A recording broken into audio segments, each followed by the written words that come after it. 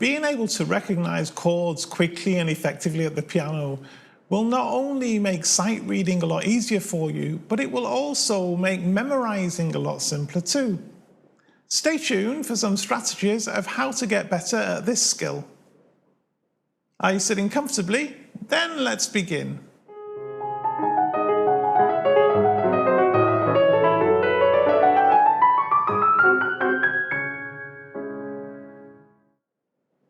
Hi, this is Tommy with Tommy's Piano Corner, the place for returning pianists, or indeed anybody who loves the piano, to share tips and ideas of how to get the best from this great hobby.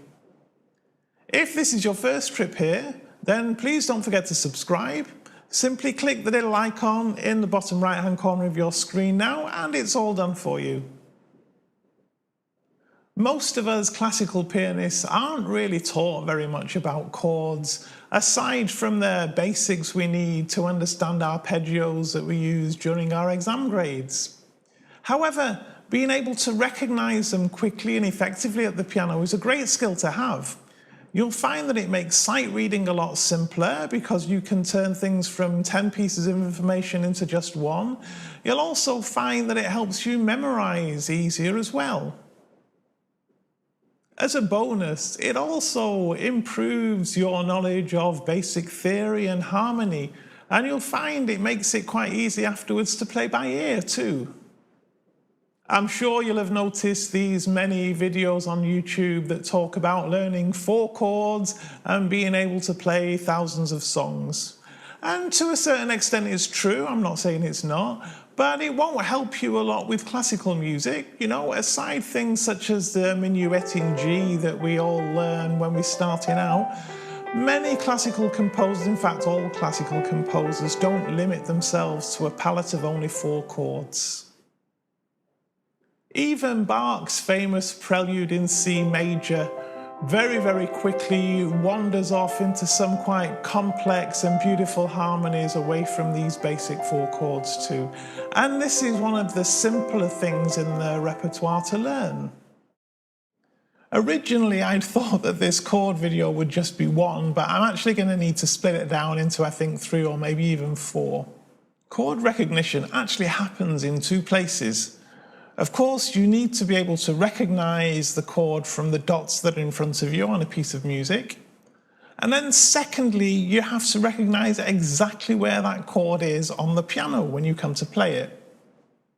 And these are 2 skills that we can actually learn independently. And to be honest, I find when trying to learn something new, the less I give my brain to try and cope with at one time, the better. As you've probably guessed from my other videos, my main interest is classical music. I mean, I do like some popular music. It's always nice to play it when it appears in the scores of Pianist magazine, for example. And there are a couple of popular tunes, such as Misty, which is my all-time favourite, that I do enjoy playing at the piano. But I would say that 95% or maybe even more of my time is spent focusing on classical music. So you might be a little surprised to know that now what I'm going to advise you to do for this process is for 5 or 10 minutes a day, no more, put your classical scores to one side. First, let's look at the skill of recognizing chords on the piano. Now here I'm assuming that basic chords you're already familiar with. If I ask you to play a C major chord, you'd instinctively know where to go to play that chord. You might not know every chord in every key, but for the purpose of these videos, you really just need to know first what is a major chord, what is a minor chord, and what is a 7th chord.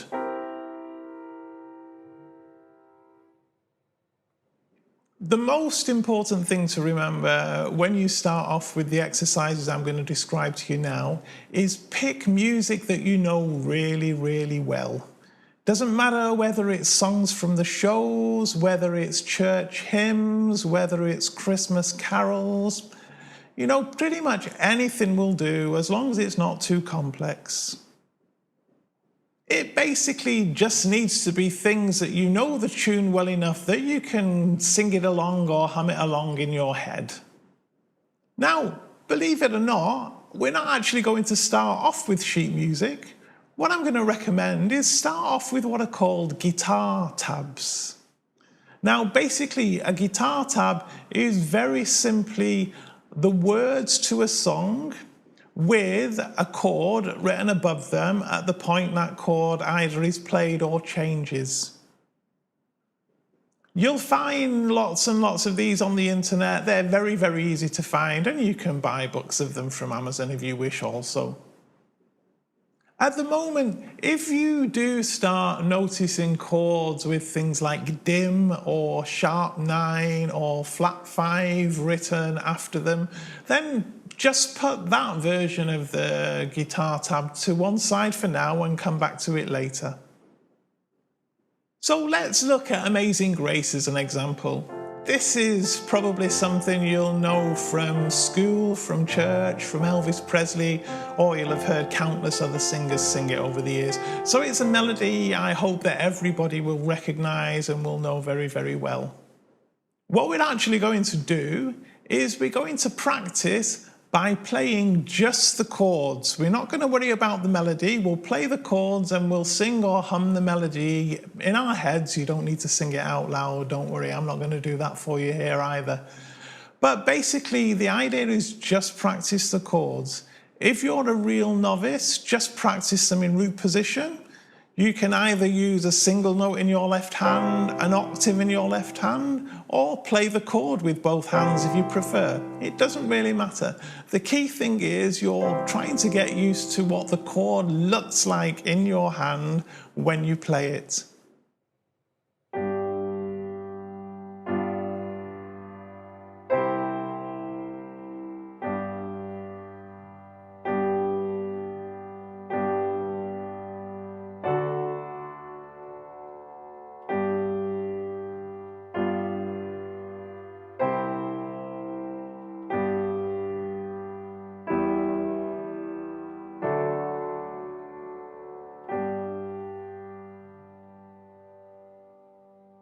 Next, all you really need to do is find lots of different songs in lots of different keys and do this exercise with all of those songs until pretty much you can do it without thinking.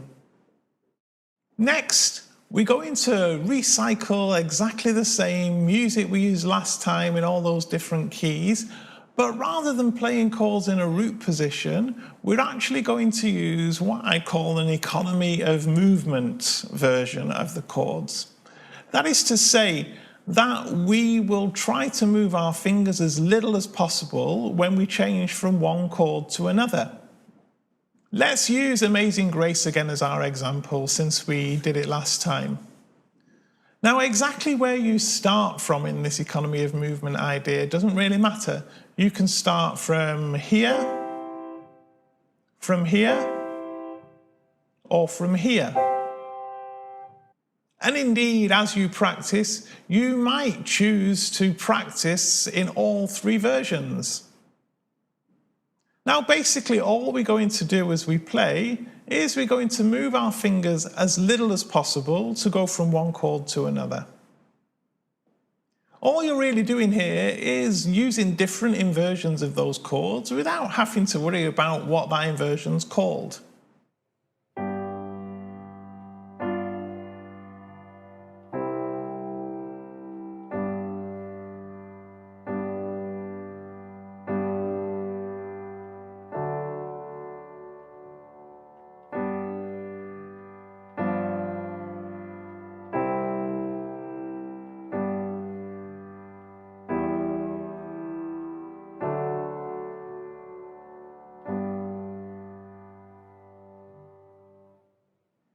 So now, do this same exercise with all of those same pieces that you used for the first set of exercises we did.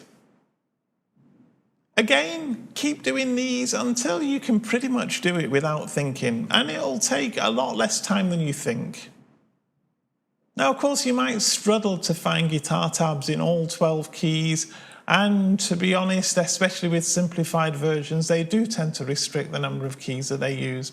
So what I've done just to help you out is I've taken Amazing Grace and I've transposed it to all 12 major keys for you in a guitar tab format, and I've linked a file in the description below that you can download if that's what you'd like. And I'm sure if you use this file, you'll then be able to work out how to translate other songs from one key to another. So by now, what you've learned how to do is to recognize all of the most common chords in most major keys. So now we're going to try something ever so slightly more difficult, and that's something that are called lead sheets. Now a lead sheet is quite simply a simplified version of sheet music where the melody is written out for you, but there's no left hand and you just have the chord symbol with the melody and you make the rest up yourself. Again, these are very widely available on the internet. You can download them and you can also get books of them from places like Amazon.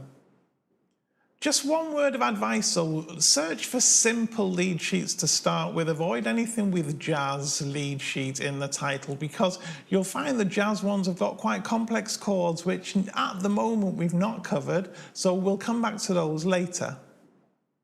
All we're now going to do is we're going to repeat what we did in the last exercise, except we'll add the melody. And to do this, we can do it in 3 different ways. And initially, you might want to practice all 3 different ways just to get used to it. So the first way is we play the melody with our right hand. And then in the left hand, we play a simple root position chord.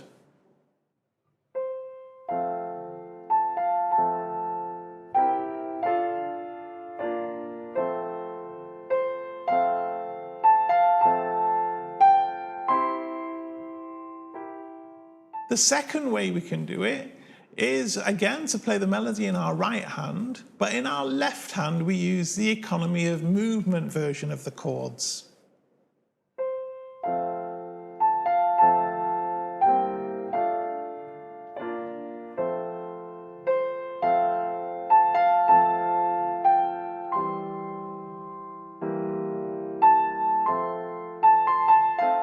And then the third way is to play the melody in the right hand plus some notes from the chords as well. And in the left hand, just play either a single note in the bass or an octave note in the bass.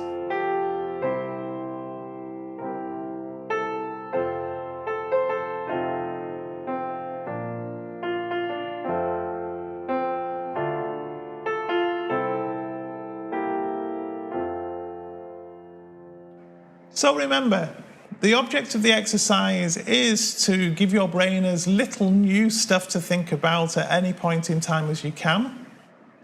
Always do this with music that you know really, really well and that you can sing the melody along very confidently in your head. And thirdly, try to do it in as many different keys as you possibly can. I think this will give you enough to keep you going for a couple of weeks at least. You don't need to spend more than 5 to 10 minutes a day on this, I don't think. You'll be surprised how quickly you learn it. In next week's video, what we'll look at is the other skill that we need, which is how to convert the dots on the page in front of us into a chord and recognize what that chord is. So if you're not already, don't forget to subscribe to Tommy's Piano Corner. Click that little bell icon so that you're notified of this next video as it's released. I thank you very much for watching, and I'll see you next week.